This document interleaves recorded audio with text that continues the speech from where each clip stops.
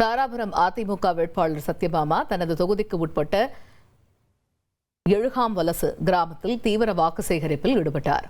தேர்தல் பிரச்சாரத்தின் பொழுது பொதுமக்களை சந்தித்த அவர், மறைந்த முன்னாள் முதலமைச்சர் ஜெயலலிதா அறிவித்த நலத்திட்டங்கள் திமுக ஆட்சியில் நிறுத்தப்பட்டதாக குற்றம் சாட்டியதுடன் அவை மீண்டும் செயல்பட அதிமுகவுக்கு ஆதரவு வழங்க வேண்டும் எனவும் கேட்டுக் கொண்டார்.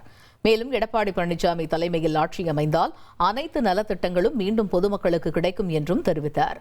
இந்த நிகழ்ச்சியில் கூட்டணி கட்சி நிர்வாகிகள் பலரும் கலந்து கொண்டனர். எல்லா மினி கிளினிக்கும் ஓபன் பண்ணாங்க. ஐயா எடப்பாடி ஐயா அறிவிச்சு ஒவ்வொரு பகுதியிலும் ஒரு மினி கிளினிக் ஓபன் பண்ணாங்க.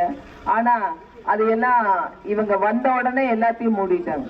என்னென்ன நலத்திட்டங்கள் அம்மா நலத்திட்டங்கள்லாம் செஞ்சு வச்சாங்களோ, ஐயா எடப்பாடி ஐயா செஞ்சு வச்சாங்களோ, அதை எல்லாத்தையும் மூடி எல்லாத்தையும் க்ளோஸ் பண்ணி வச்சுட்டு அம்மா உணவகத்தை கூட ஆட்சிக்கு வந்த அடுத்த நாளே அம்மா உணவகத்தை எல்லாம் மூடி அம்மா போட்டு உடைச்செறிஞ்சாங்க. இனி செல்லும் இடமெல்லாம் செய்தி. தந்தை டிவியின் வாட்ஸ்அப் சேனலை ஃபாலோ பண்ணினா செல்ல இருக்கும் இடமெல்லாம் செய்தி. இதோ QR கோட் இப்பவே ஸ்கேன் பண்ணுங்க, ஃபாலோ பண்ணுங்க.